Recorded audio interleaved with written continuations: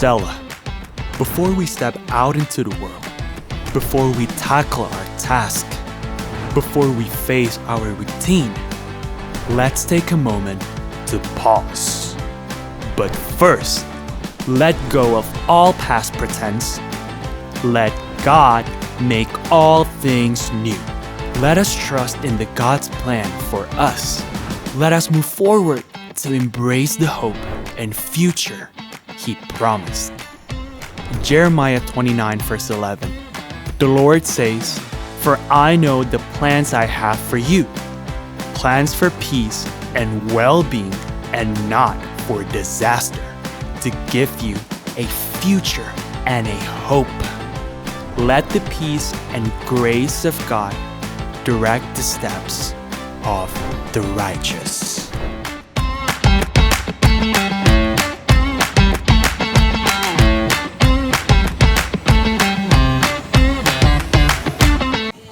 Good morning, FJ Bandung dan semua jemaat yang menyaksikan secara online. Selamat datang di ibadah kenaikan Yesus Kristus. Sungguh what a glorious day. Hari ini kita sama-sama bisa merayakan kebangkitan, kenaikan Tuhan Allah kita. Dan kita percaya, walaupun Tuhan sudah bertahta di atas surga, tapi Tuhan juga berkuasa dan bertahta di muka bumi ini. Berkuasa di dalam kehidupan setiap dari kita. Dia Allah yang setia, Dia Allah yang tidak pernah meninggalkan kita. Dan pagi hari ini mari kita sama-sama bersatu hati. Kita mau naikkan pujian kita. Kita mau kasih yang terbaik untuk Tuhan Allah kita. Thank you, Jesus.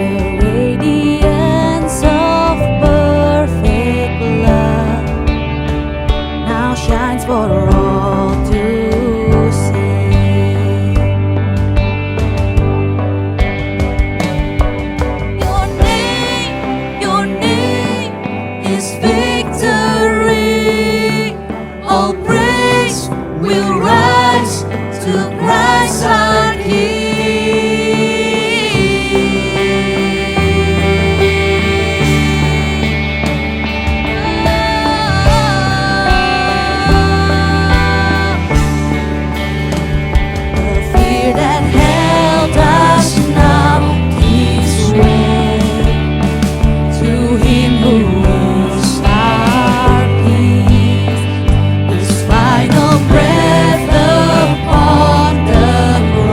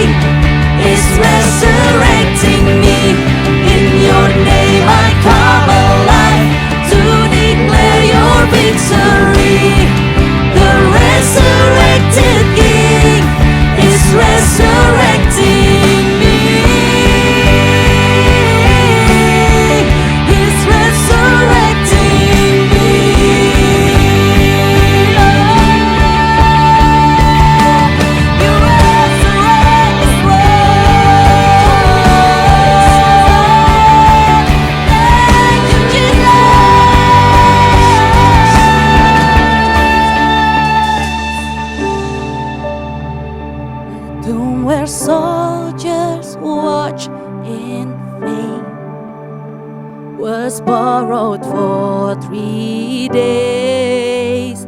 His body there would not remain. Our God has robbed the grave. Our God has robbed the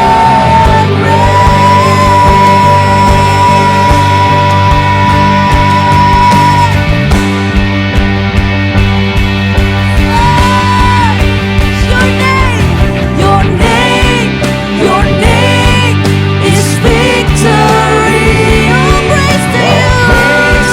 Will rise to Christ our King. Your name is victory. All praise will rise to Christ our King. By your Spirit I will rise from the ashes of defeat.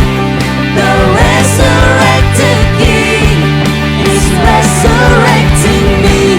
In your name I come alive to declare your victory. The resurrected King is resurrecting me. By your Spirit I will rise from the ashes of defeat.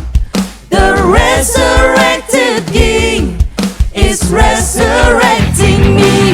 In your name I come alive to declare your victory. The resurrected King is resurrecting me. By your Spirit I will rise from the ashes of defeat. The resurrected King is resurrecting me. In your name I come alive to declare your victory. The resurrected King is resurrecting me. The resurrected King is resurrecting me. The resurrected King is resurrecting me.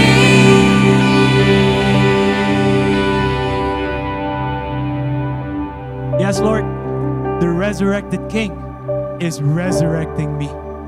Kebangkitanmu, kenaikanmu, sungguh merupakan sebuah anugerah yang luar biasa. Bahkan anugerah yang terindah dalam kehidupan kami. Thank you Jesus. Terima kasih Tuhan.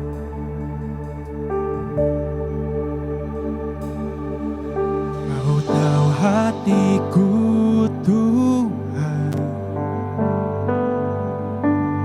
Kau tahu rinduku Tuhan. Kau tahu harapku.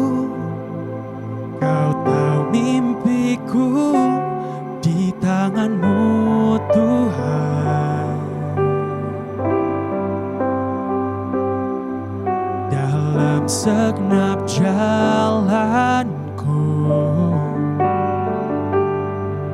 dalam setiap langkahku,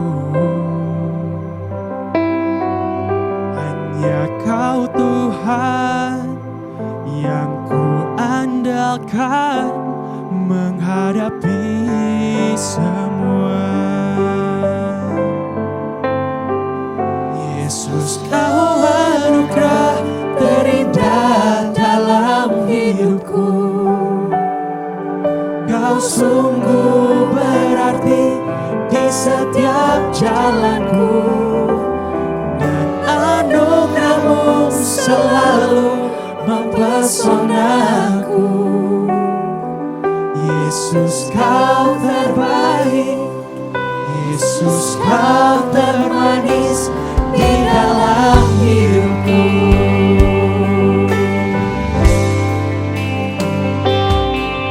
Kau tahu hatiku Tuhan. Kau tahu rinduku Tuhan. Kau tahu harapku. Kau tahu mimpiku di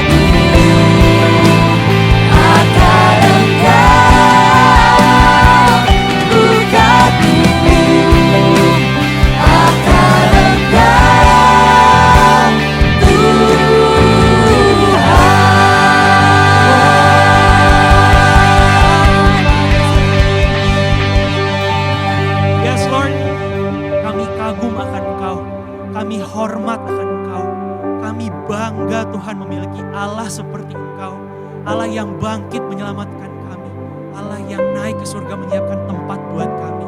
Thank you Tuhan Yesus, segala puji, segala hormat kami naikkan ke hadirat-Mu saja Tuhan. In your name we pray. Amen. Hai Church, selamat mengikuti ibadah online IFGF Bandung dari manapun Anda berada. Dan hari ini kita ada di dalam ibadah spesial, ibadah kenaikan Tuhan Yesus Kristus. Bersama dengan seluruh orang percaya di seluruh dunia, kita merayakan kenaikan Yesus ke surga. Sebagai orang percaya kepada Tuhan Yesus, ini adalah sebuah hal yang sangat membanggakan. Karena kita punya Tuhan, bukan hanya Tuhan yang mau untuk mati di kayu salib, tapi Dia Tuhan yang bangkit, Dia hidup, dan ini dibuktikan dengan kenaikannya ke surga. Dan hari ini, mari kita mau belajar sesuatu, dan saya berdoa supaya kenaikan Yesus ke surga membawa dampak yang besar di dalam kehidupan setiap kita. Mari kita buka Alkitab kita dari Kisah Para Rasul, Kitab Kisah Para Rasul ayat yang ke-1, pasal yang ke-1 maksud saya, ayat yang ke-6 sampai ayat yang ke-11. Firman Tuhan berbunyi demikian, maka bertanyalah mereka yang berkumpul di situ, Tuhan, maukah Engkau pada masa ini memulihkan kerajaan bagi Israel? Jawabnya, Engkau tidak perlu mengetahui masa dan waktu yang ditetapkan Bapa sendiri menurut kuasanya. Tetapi kamu akan menerima kuasa kalau Roh Kudus turun ke atas kamu. Dan kamu akan menjadi saksiku di Yerusalem, di seluruh Yudea dan Samaria dan sampai ke ujung bumi. Sesudah ia mengatakan demikian, terangkatlah ia disaksikan oleh mereka dan awan menutupnya dari pandangan mereka. Ketika mereka sedang menatap ke langit, waktu ia naik itu, tiba-tiba berdirilah dua orang yang berpakaian putih dekat mereka dan berkata kepada mereka, "Hai orang-orang Galilea, mengapakah kamu berdiri melihat ke langit? Yesus ini yang terangkat ke sorga meninggalkan kamu, akan datang kembali dengan cara yang sama, seperti kamu melihat Dia naik ke sorga." Sekali lagi kita mau tundukkan kepala dan kita mau berdoa. Bapa di surga, berdoa biar firman yang diberitakan hari ini boleh menjadi firman yang sederhana. Untuk kami bisa bukan hanya mengerti, tapi kami bisa lakukan di dalam kehidupan kami sehari-hari. Roh Kudus, Kau yang berikan pengertian buat kami, dan Kau yang berbicara lebih dalam buat setiap kami. In Jesus' name, Amen. Ada 5 peristiwa yang Tuhan Yesus lakukan yang menjadi tonggak iman kepercayaan kita. Yang pertama adalah kelahiran Yesus ke dalam dunia, yang kita rayakan sebagai hari Natal. Tuhan menjadi manusia. Hubungan manusia dan Allah yang rusak karena dosa, Tuhan ingin pulihkan. Untuk itu firman Tuhan bilang, karena begitu besar kasih Allah ke dunia ini, sehingga Ia mengaruniakan anaknya yang tunggal. Turun ke dalam dunia, menjadi sama dengan manusia, untuk menyelamatkan kita. Rasul Paulus menulis di dalam kitab Filipi pasal 2 ayat 6-8 bilang begini, yang walaupun dalam rupa Allah, tidak menganggap kesetaraan dengan Allah itu sebagai milik yang harus dipertahankan, melainkan telah mengosongkan dirinya sendiri dan mengambil rupa seorang hamba dan menjadi sama dengan manusia. Yesus punya misi yang jelas ketika Dia turun ke dalam dunia. Dan kelahirannya ke dunia merupakan awal dari misi tersebut. Misi untuk penyelamatan umat manusia. Untuk merestore, untuk mengembalikan hubungan yang rusak antara Allah dan manusia karena dosa. Dan dilanjutkan, dan dalam keadaan sebagai manusia, Ia telah merendahkan dirinya dan taat sampai mati. Bahkan sampai mati di kayu salib. Dan peristiwa kedua yang itu adalah kematiannya di kayu salib. Yang kita peringati sebagai peristiwa Jumat Agung atau kematian Yesus. Setelah Yesus mengalami siksaan yang hebat sampai digantung di kayu salib. Bahkan sampai Dia mengatakan, sudah selesai. Apa yang selesai? Semua misi yang dibebankan kepada Yesus sudah selesai. Dosa manusia sudah ditanggung oleh Dia. Setiap kutuk yang harusnya ditanggung oleh manusia, Dia sudah tanggung semuanya. Sehingga semuanya sudah selesai. Di salib terjadi pertukaran. 2 Korintus 5 ayat 21 bilang, Dia yang tidak mengenal dosa, telah dibuatnya menjadi dosa karena kita. Supaya dalam Dia, di dalam Yesus, di dalam perbuatan Yesus di kayu salib, kita dibenarkan oleh Allah. Jadi kita tidak dibenarkan karena apa yang kita lakukan. Tidak ada satupun di antara kita yang dibenarkan karena apa yang kita lakukan. Karena kita baik, enggak ada. Tapi kita dibenarkan cuman karena perbuatan Yesus di atas kayu salib. Yesus menderita kesakitan dan siksaan yang begitu hebat supaya kita bisa mengalami kesembuhan dan kesehatan. Yesus mati di kayu salib supaya kita beroleh kehidupan yang kekal. Yesus mengalami semua yang buruk di kayu salib supaya Anda dan saya mengalami semua yang baik. Tetapi puji Tuhan bahwa Yesus tidak tetap di dalam kubur. Dia bangkit.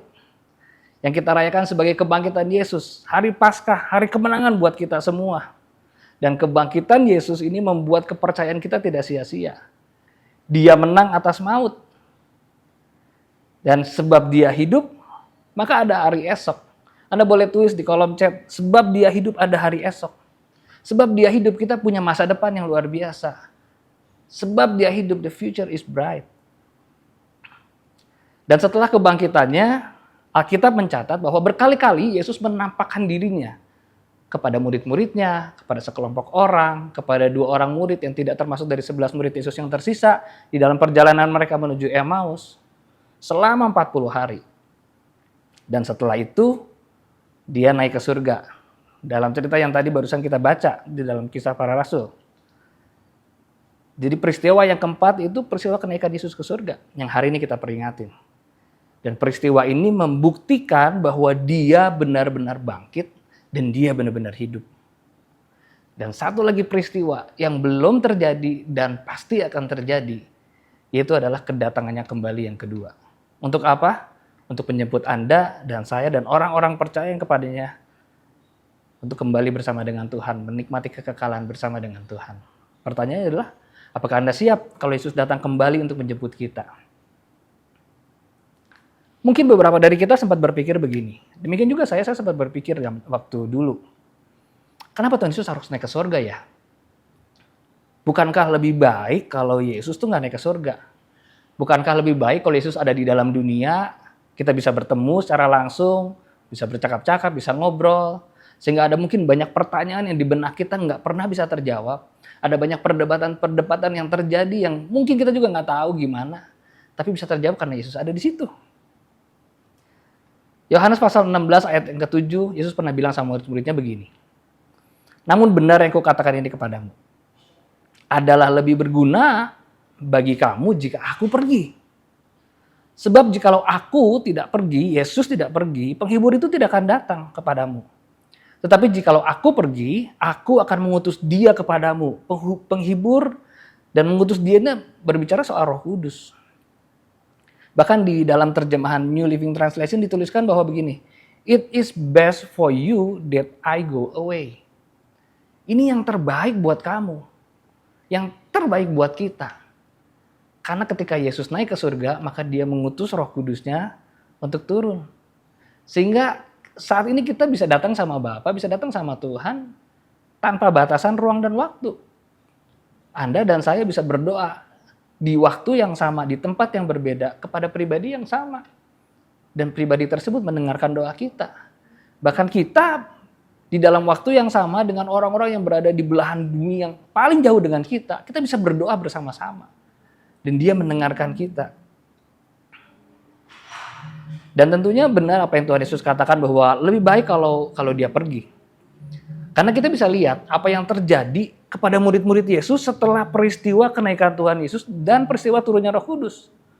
Murid-murid mengalami yang namanya perubahan demi perubahan. Dan saya berdoa supaya perubahan yang terjadi kepada murid-murid Yesus pada zaman itu juga terjadi di dalam kehidupan Anda semua. Untuk itu saya ingin memberikan judul khotbah hari ini, Changes. Changes, perubahan demi perubahan. Perubahan apa yang terjadi kepada murid-murid Yesus?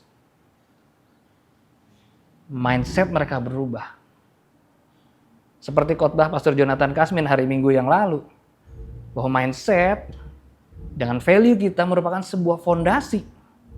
Fondasi untuk proses demi proses terjadi. Sehingga bisa menghasilkan result yang baik.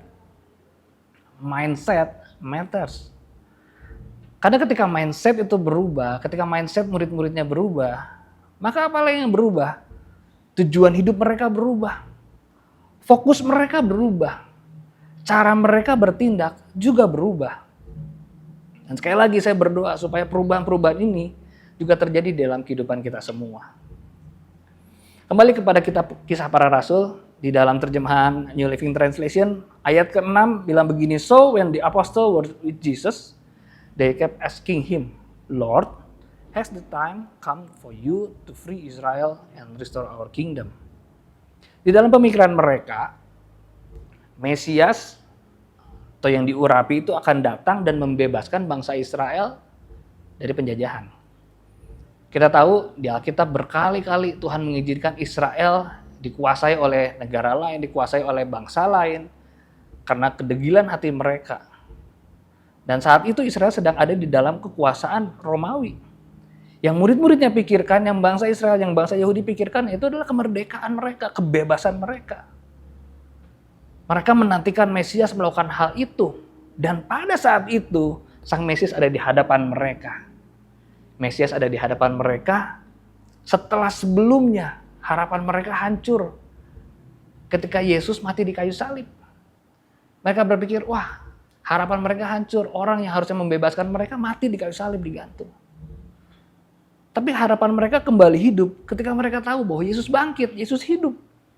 Dan saat ini Yesus ada di hadapan mereka dan mereka tanya, Tuhan, ini waktunya belum Tuhan? Untuk Tuhan bisa membebaskan Israel dan memulihkan kerajaan Israel. Tapi Yesus menjawab mereka, He replied, "The Father alone has the authority to set those dates and times, and they are not for you to know." Hanya Bapa sendiri yang punya otoritas, authority untuk ngatur waktunya kapan, dan itu bukan urusan kamu. Tapi nggak sampai di situ. Tuhan bilang sesuatu yang luar biasa yang mengubahkan mereka. "But you will receive power when the Holy Spirit comes upon you. And you will be my witnesses, telling people about me everywhere, in Jerusalem, throughout Judea, in Samaria, and to the end of the earth." Tujuan mereka hari itu Tuhan ubah. From my plan to God's plan. Dari apa yang menjadi rancanganku berubah menjadi apa yang menjadi rancangannya Tuhan. Dan kalau Anda lihat, sejak ayat ini sampai ke belakang, Anda tidak akan lagi menemukan murid-muridnya bertanya soal pemulihan Israel. Meminta untuk Tuhan memulihkan kerajaan Israel. Tapi apa yang mereka lakukan? Mereka memberitakan Injil. Mereka menjadi saksi. Mereka menceritakan Yesus everywhere. Dan dampaknya sampai ke kita hari ini.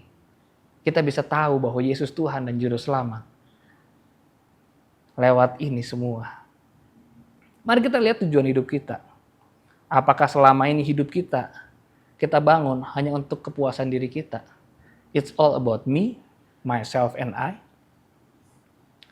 Dan Tuhan ingin mengubahkan hal tersebut. Dari memikirkan diri sendiri, rencana-rencana kita sendiri, mari kita mau tanya sama Tuhan. Tuhan, apa yang Tuhan mau lewat hidup saya? Apa yang Tuhan mau lewat keluarga saya? Apa yang Tuhan mau lewat bisnis saya? Apa yang Tuhan mau lewat semua yang Tuhan percayakan di dalam hidup saya? Kita ubah from my plans to God's plans. Beberapa hari sebelum peristiwa penangkapan Yesus dan kematian di atas kayu salib, Yesus berkata kepada murid-muridnya, dalam Yohanes pasal 14 ayat 1-3 bilang begini, "Janganlah gelisah hatimu, percayalah kepada Allah, percayalah juga kepadaku. Di rumah Bapakku banyak tempat tinggal. Jika tidak demikian, tentu aku mengatakannya kepadamu. Sebab aku pergi ke situ untuk menyediakan tempat bagimu. Dan apabila aku telah pergi ke situ dan telah menyediakan tempat bagimu, aku akan datang kembali dan membawa kamu ke tempatku. Supaya di tempat di mana aku berada, kamu pun berada." Saat itu mungkin murid-murid bingung. Mereka nggak ngerti. Tuhan ngomong apa sih? Kemana Tuhan akan pergi? Menyediakan tempat apa? Di mana? Di Israel bagian mana? Tapi setelah peristiwa kenaikan Yesus ke surga, murid-murid mulai mengerti. Yesus pergi ke surga untuk menyediakan tempat di surga.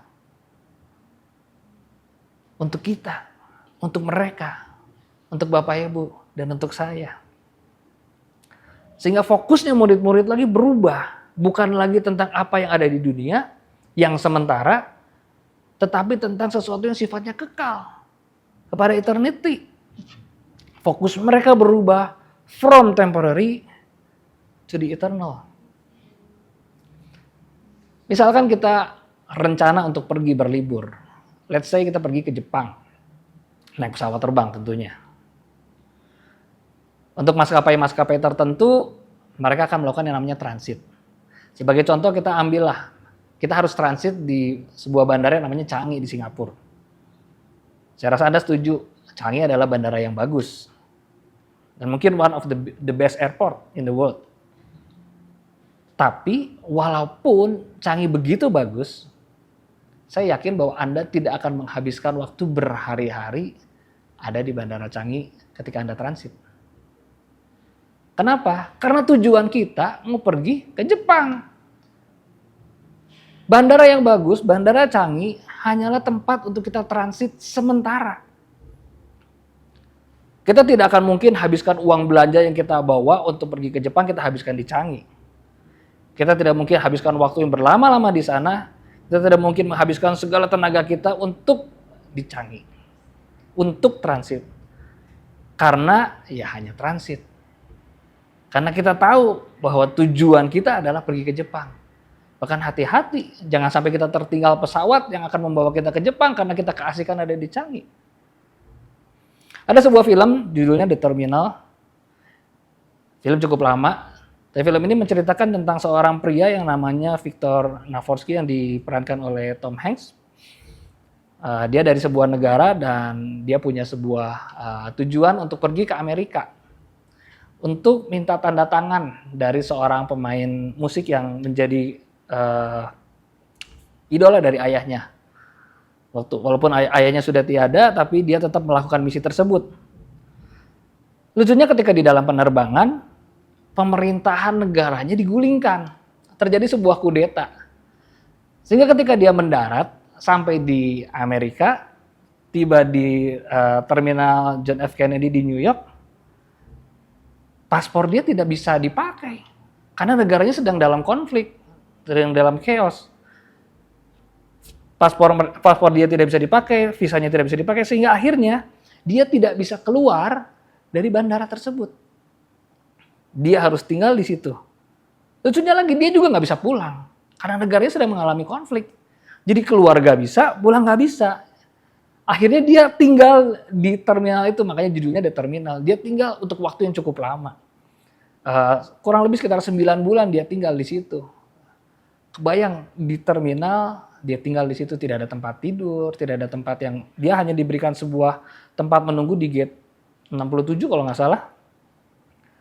Dan dia akhirnya melakukan banyak aktivitas di situ karena dengan waktu yang cukup lama nggak tahu mesti ngapain. Singkat cerita akhirnya setelah 9 bulan, setelah sekian bulan akhirnya konflik di negaranya selesai. Setelah dia juga melakukan banyak hal di sana, ketemu sama orang, melakukan pekerjaan ini dan itu. Tapi tetap tujuan dia ke Amerika adalah untuk minta tanda tangan lalu kembali ke rumahnya. Jadi itu pula yang dia lakukan setelah akhirnya dia bisa. Dia lakukan itu. Dia pergi ke tempat di mana dia minta tanda tangan dengan orang yang dituju, lalu dia kembali ke rumahnya. Hidup kita di dunia ini hanya sementara. Mungkin ada yang punya waktu hidup sampai 100 tahun, walaupun jarang sekali.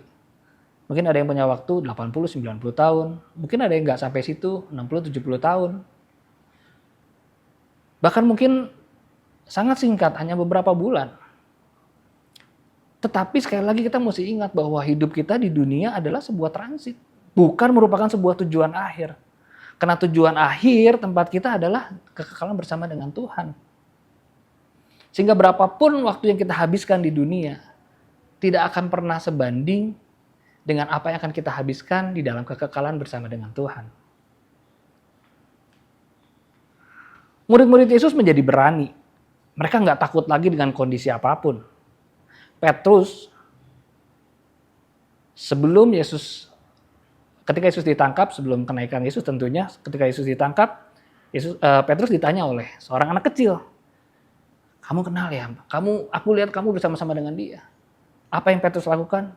Dia menyangka Yesus, aku nggak kenal dia. Tapi apa yang terjadi setelah peristiwa kenaikan Yesus dan setelah peristiwa turunnya Roh Kudus? Petrus berani berdiri dan dia berkhotbah. 3.000 orang saat itu terima Tuhan, bertobat. Lalu Petrus sampai dipanggil oleh mahkamah agama, dia berani memberikan jawabannya. Bahkan sampai harus masuk penjara pun, Petrus tidak takut dan dia terus melakukan itu. Apa yang berubah? Fokus Petrus berubah. Dia takut kan apa yang dia lihat sementara hidup di dunia.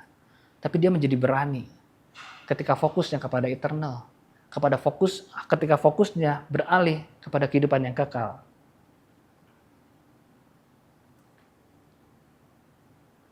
Kita pun harus mengubah fokus kita.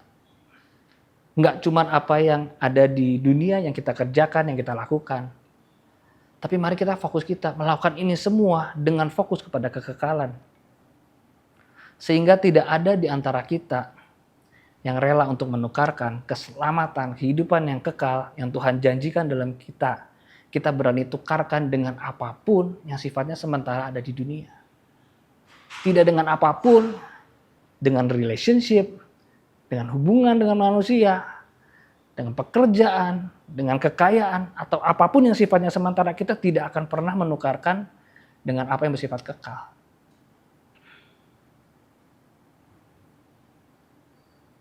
Fokus kita berubah from the temporary to the eternal. Selama 3 tahun lebih, Yesus bersama dengan murid-muridnya. Dia tahu betul seperti apa murid-muridnya. Dia tahu betul dari 12 muridnya, kita tahu di ujungnya 1 mengkhianati dia. Yang 1 menyangkal dia. Yang 1 dia tidak percaya ketika Yesus bangkit. Yesus tahu betul bahwa murid-muridnya tidak akan pernah bisa berhasil dengan kekuatan dan kemampuan mereka sendiri. Untuk itu di Kisah Para Rasul 1 ayat 8 dibilang, tetapi kamu kan menerima kuasa. Kalau Roh Kudus turun ke atas kamu dan kamu akan menjadi saksiku di Yerusalem, di seluruh Yudea, Samaria, dan sampai ke ujung bumi. Perubahan yang ketiga yang terjadi adalah from my strength to God's power. Dari kekuatan kita diubah menjadi kekuatannya bukan dari kita tapi dari Tuhan. By the Holy Spirit, dengan kekuatan Roh Kudus, kita bisa membandingkan apa yang dilakukan para murid yang kita baca di kitab Injil dengan apa yang para murid lakukan ketika mereka lakukan yang kita baca di kitab Para Rasul. Akan sangat-sangat berbeda. Kenapa? Karena mereka melakukan itu dengan kekuasaan dari Tuhan. Dengan kuasa dari Tuhan, lewat kuasa Roh Kudus, memampukan mereka untuk mereka melakukan jauh lebih besar daripada apa yang mereka lakukan dengan kekuatan mereka sendiri. Hari ini saya berdoa, izinkan Roh Kudus bekerja di dalam hidup kita, di dalam hidup Anda semua, memimpin setiap langkah kita. Jangan bersandar pada kemampuan kita. Jangan bersandar pada kekuatan kita sendiri. Mari belajar mengandalkan kuasa Roh Kudus untuk melakukan banyak hal dalam hidup kita. Di dalam bisnis kita, ketika kita mesti membesarkan anak-anak kita. Ketika kita membangun hubungan kita, keluarga kita. Ketika kita melakukan apapun juga, minta Roh Kudus yang bekerja dalam hidup kita. Minta Roh Kudus yang menolong kita. Sehingga bukan dengan kekuatan kita, but by God's power. The Holy Spirit itu yang bekerja di dalam kita. Sekali lagi doa saya agar kita semua bisa mengalami perubahan mindset kita, perubahan pola pikir kita. Seperti yang murid-murid alami ketika mereka mengalami kenaikan Yesus ke surga. Mereka mengalami turunnya Roh Kudus dalam hidup mereka. Perubahan-perubahan itu terjadi. From my plan to God's plan. Bukan apa yang kita mau, yang hanya memuaskan keinginan kita aja, tapi apa yang Tuhan mau, yang menyenangkan hati Tuhan, melalui hidup kita, melalui apapun yang kita lakukan. From the temporary to the eternal. Fokus kita bukan hanya terbatas pada apa yang sementara, pada apa yang kita lakukan sehari-hari selama kita hidup di dunia, tetapi fokus kita lebih kepada hal-hal yang bersifat kekal, kepada kehidupan kita yang kekal bersama dengan Tuhan. Sehingga apapun yang kita bangun, apapun yang kita lakukan di dunia, fokus kita ke sana. Membangun keluarga kita, membangun bisnis kita, membangun pelayanan kita. Kita punya fokus kepada eternal, kepada kekekalan bersama dengan Tuhan. Dan yang terakhir adalah from my strength to God's power. Dari kekuatan kita beralih kepada kekuatannya dari Tuhan, by the Holy Spirit. Karena kekuatan Roh Kudus, kita tidak melakukan lagi sesuatu dengan kekuatan kita sendiri. Tapi kita mengizinkan, membiarkan kuasa Roh Kudus itu bekerja di dalam hidup kita sehari-hari. Dan saya berdoa supaya kita bisa menghidupi setiap panggilan yang Tuhan kasih di dalam hidup kita, life and calling. Mari kita tundukkan kepala kita dan kita mau berdoa. Bapa di surga, kami bersyukur kalau hari ini kami boleh bersama-sama merayakan kenaikan Yesus ke surga. Kami tahu Tuhan, ini adalah yang terbaik buat kami. Karena Tuhan bilang ketika Engkau naik ke surga, maka Engkau utus Roh Kudus-Mu untuk berjalan bersama dengan kami. Untuk itu kami berdoa Tuhan, ubahkan kami dari cara berpikir kami, mindset kami Tuhan ubahkan. Sehingga bukan hanya rencana kami yang kami angkat, yang kami dahulukan Tuhan. Tapi sungguh Tuhan kami berdoa, biar sungguh rencana-rencana Tuhan itu boleh kami tahu apa yang Tuhan inginkan lewat hidup kami. Fokus kami boleh berubah dari apa yang sementara menjadi apa yang kekal. Dan kami gak berjalan dengan kekuatan kami sendiri, tapi kami berjalan dengan kekuatan kuasa-Mu Tuhan. Dengan kekuatan kuasa Roh Kudus. Tolong kami Tuhan, sehingga perubahan yang terjadi dalam hidup murid-murid juga boleh terjadi dalam kehidupan kami. Sehingga kami boleh menghidupi setiap panggilan yang Tuhan lakukan di dalam kehidupan kami. Kami gak cuma jadi orang yang biasa-biasa, tapi kami jadi orang yang penuh dengan kuasa. Terima kasih Tuhan, kami bersyukur untuk ibadah kenaikan yang kami boleh lakukan hari ini. Kami berdoa biar sungguh dimanapun kami berada, apapun yang kami lakukan hari ini, biar sungguh ada berkat Tuhan di dalam hidup setiap kami. Kami berdoa biar setiap firman ini boleh tertanam di dalam hati kami, bertumbuh, berbuah, berlipat-lipat, menghasilkan buah 30, 60, bahkan 100 kali di dalam kehidupan kami. Dan kami mau mengakhiri Tuhan ibadah hari ini, yang berdoa biar sungguh ada berkat Tuhan, berkat dari Allah Bapa, kasih dari Tuhan Yesus Kristus, persekutuan dengan Roh Kudus, boleh selalu beserta dengan kami, memampukan kami untuk berjalan bersama dengan Tuhan setiap hari. Terima kasih Bapa di surga, terima kasih Tuhan Yesus, terima kasih Roh Kudus, hanya di dalam nama Tuhan Yesus yang berdoa dan mengucap syukur. Amen. Tuhan Yesus berkati.